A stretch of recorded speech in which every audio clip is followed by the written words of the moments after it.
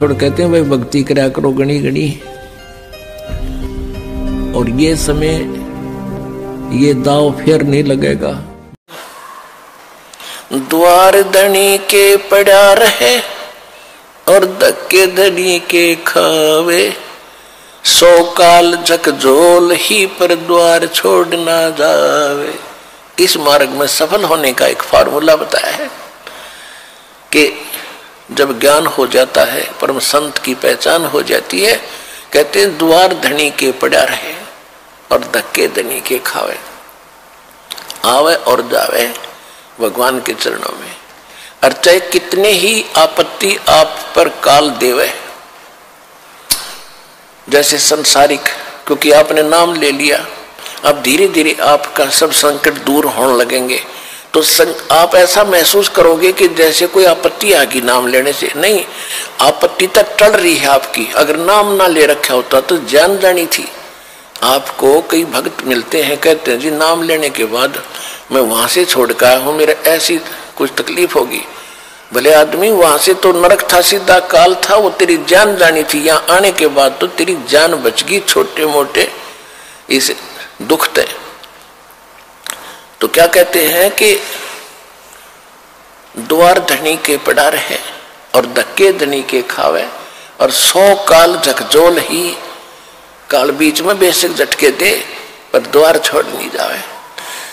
अब जैसे आप यहाँ आते हो, सतगुरु क्या होते हैं? एक सतगुरु की उपमा ये भी है कि सतगुरु एक धोबी है और जीव है एक कपड़ा जो संसार के कर्मों में घना मैला हो गया। अब धोबी किसी का कपड़ा धोने के लिए आता है, राजा का भी होता है, अधिकारियों के भी होते हैं। उन सभी कपड़ों को कैसे धोता था वो? पहले तो उनको जल में भिगोता था और फिर उन्हें पकड़ कर पत्थर पर मट्टा मट मारा करता, गद्दा गद, जब तक मैल ना छूट ले, इतने मुक्कियां गिल्ला लातों के साथ, और फिर पत्थर पर पटक पटक मारे। तो उस कपड़े का दुश्मन नहीं है। और वो कपड़ा न्यू क्या बता, मैं तो गढ़ दिया इसने यू क्या करे। तो वो मैल निकाल रहा है आपके अंदर से, दोष निकाल रहे हैं परमात्मा। परमात्मा की शरण में आने के बाद छोटी मोटी कोई हरकत होती है तो गॉड गिवन समझना कि आपको पटका जा रहा है उस धोबी के गांठ की तरह।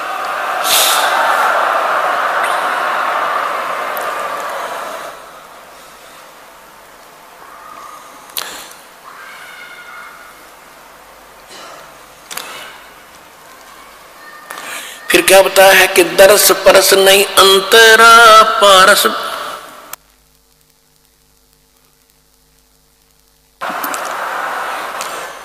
दरस परस नहीं अंतरा, ये रूमी वस्त्र बीचे, पारस लोहा एक डिग ये पलटे नहीं अबीचे। अब देखो फिर एक और बात बताई है, कितना गहरा ज्ञान है पुण्यात्माओं। जब आपको सूक्ष्म वेद का ज्ञान होगा, आप दांतों तले उंगली दबाया करोगे कि आज तक हमने गीता भी पढ़ी। गीता हम इसलिए पढ़ाते हैं कि आप ये समझ सके कि जो ज्ञान पवित्र गीता जी देते हैं, जो पवित्र वेद बताते हैं, पवित्र पुराण बताते हैं, पवित्र ग्रंथ बताते हैं, वही ज्ञान परमात्मा ने 600 वर्ष पहले लिखवा रखा था। और उनको अशिक्षित कहते थे, वो तो वेद शास्त्र जानते भी नहीं थे। तो इससे सिद्ध होगा कि वो परमात्मा थे जो सब सदग्रंथों के परिचित भी थे, और उनसे भी हटकर जो उनमें ज्ञान नहीं वो भी बता दिया। तो भगवान बिना ये ज्ञान बताया नहीं जा सकता। तो परमात्मा को पहचानने का एक ये भी फार्मूला है, एक पॉइंट है। तो क्या बता रहे हैं? दरस परस नहीं अंतरा, ये रोमी वस्त्र बीचे, लोहा पारस लोहा एक डिग वही पलटे नहीं अबीच। एक पंक्ति में कितना गहराई वर्दी, कितने गुड रहस्य है। क्या बताते हैं कि आप यहाँ सत्संग में आते हैं और जिनके इन वचनों का असर नहीं हुआ तो वो कैसे है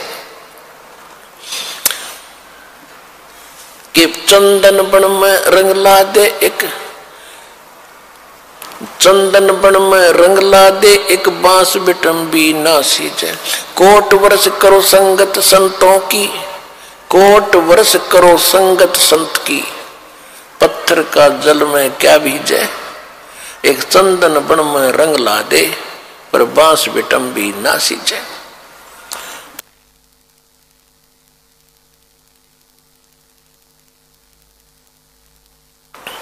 क्या बताते हैं कि जैसे सत्संग में भी आते हैं और फिर विकार भी करते हैं, उनके बारे में बताया है कि जैसे करोड़ वर्ष करो संगत संत की, संतों की, पत्थर का जल में क्या भीजे। जैसे पत्थर को जल में डाल दे चाहे 20 फुट नीचे गहराई में, और निकालने के बाद फिर उन दोनों टुकड़ों को तुरंत ही ऐसे रगड़ दो, तुरंत आग पाटेगी, चिंगारी पाटेंगी, निकलेंगी। इससे सिद्ध हुआ कि जल से तो असर होना चाहिए था, वो अंगारी नहीं पाटनी होनी चाहिए थी, नहीं निकलनी चाहिए थी, लेकिन उसके जल का असर नहीं हुआ, वो न्यों का न्यों पड़ा है, एज इट इज विकार उसमें। इसी प्रकार जो सत्संग में आते हैं उनको कहते हैं करोड़ वर्ष करो संगत संतों की, और पत्थर का जल में क्या भीजे, क्या भीगे। और चंदन बन में रंग ला दे, एक बांस बिटम्बी ना सींचे। ये सुख संवेद की वाणी है, गरीबदास साहिब जी की वाणी है। क्या बताया कि जैसे चंदन का पेड़ होता है, आसपास के चाहे नीम हो, जंडी हो, कोई पीपल हो, उन सभी आसपास के पेड़ों को अपनी महक छोड़ छोड़ के अपनी सुगंध युक्त कर देता है, और वो भी चंदन जैसी महक देने लग जाते हैं। लेकिन बांस बंबू जिसकी लाठी बने हैं, कहते वो बांस चाहे उसके साथ उग गया चंदन के, बांस का असर नहीं होता। तो क्या बताते हैं कि कोट वर्ष करो संगत संतों की, और पत्थर का जल में क्या भीजे, और चंदन बन में रंग ला दे, एक बांस बिटम्बी ना सींचे। तो जो बांस जैसे और पत्थर जैसे व्यक्ति हैं उनका तो असर हो को नहीं, और नहीं तो परमात्मा की वाणी आपको चंदन बना दिया, और आप ही आगे जा जा के सब न सुनाते हो। आप अपनी महक आगे छोड़ छोड़ के अपने भाई बहन रिश्तेदारों तक ये महक भगवान की छोड़ रहे हो।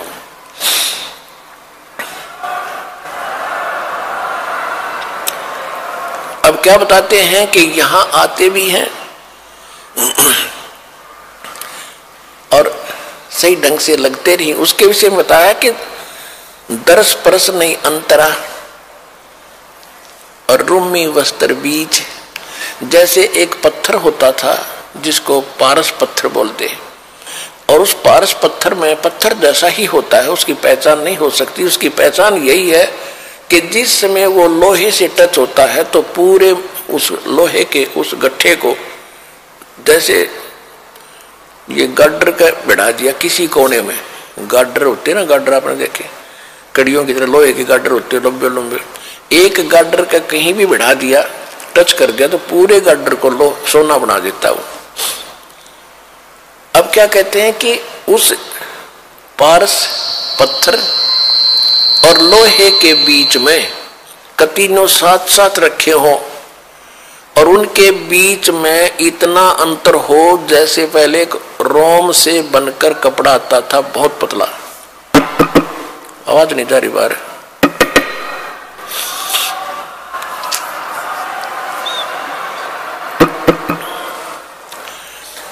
पहले अब क्या कहते हैं कि यदि पत्थर को, उस पारस को और लोहे को बिल्कुल निकट रखा हुआ है, और उसमें केवल इतना अंतर हो जितना रोमी वस्त्र यानी पतली सी वायल होती थी, यानी बिल्कुल बाल से भी कम डिफरेंस भी उसमें हो, आपस में मिलन ना मिले हो, और ये इंतजार कर रहे हो कि दोनों पत्थर भी रख दिया, पारस सोना भी साथ में है, पारस भी रखा है, और लोहा पत्थर सोना बना नहीं। कहते रूमी वस्त्र अंतरा और पारस पारस लोहे बीच, और कहते हैं दर्श परस नहीं अंतरा रूमी वस्त्र बीच, और पारस लोहा एक का डिग फिर पलटे नहीं अबीच। यानी इतना भी अंतर रह गया तो भी परिवर्तन नहीं होगा, और वो दिखेगा कति साथ रखा हुआ। तो ये कहते हैं जो सत्संग में आते हैं और जिनके इन बातों का असर नहीं हो रहा, तो उनकी भावना भगवान से जुड़ी नहीं है। वो दिक्कत के भगत है पर भक्ति उनमें प्रवेश है नहीं। तो जब होएगी जब वो सही ढंग से मालिक से मिल लेंगे। कहते हैं बिन गुरु मिले मोहे ना पावे। गुरु के प्रति जब आपका ऐसा भाव बनेगा, और तब परमात्मा में कि आपके अंदर वो भक्ति और ये ज्ञान संचरित होता है। तो यहाँ बताते हैं कि यहाँ जैसे सत्संग में भी आते हैं और विकार नहीं छोड़ रहे हैं, उनके विषय में कहा है कि कोट वर्ष करे संगत संतों की, पत्थर का जल में के भी जय, एक चंदन बन में रंग ला दे पर बांस बिटम्बी ना सींचे। तो आप चंदन हो, आप ये दास चंदन है, और आप परमात्मा के पेड़ हो, वो पौधे हो जिनका असर हो गया, और बांस रूपी जो व्यक्ति हैं उनका असर नहीं होता, वो तो काल के जाल में रहेंगे, मरण दे। अब क्या बताते हैं परमात्मा की शक्ति बताते हैं कबीर परमात्मा की कि 9 लख नानक नाद में ये 10 लख को रख तीर, लाख दत्त संगी सदा वो चरणों चर्च कबीर। 9 लख नानक नाद में ये 10 लख गोरख पास, चेलों की गिनती अंत अनंत संत पद में मिले ये कोट तेरे रविदास। रामानंद से लक्ष गुरु ये तारे सिसके भावे, चेलों की गिनती नहीं जो पद में रहे समाये। अब क्या बताते हैं कि कबीर परमात्मा वो समर्थ परमात्मा है, परम अक्षर ब्रह्म है, और परम अक्षर ब्रह्म की जानकारी सतगुरु ही देते हैं। वो कितने समर्थ हैं कि 9 लख नानक नाद में आदरणीय नानक साहेब जैसे महापुरुष अच्छी आत्माएं उनके नाद माने वचन के बच्चे हो लिए बहुत गणे दीक्षित हुए, वो भी पार करे 9 लख नानक नाद में, और 10 लख गोरख तीर, और लाख दत्त संगी सदा चरणों चर्च कबीर।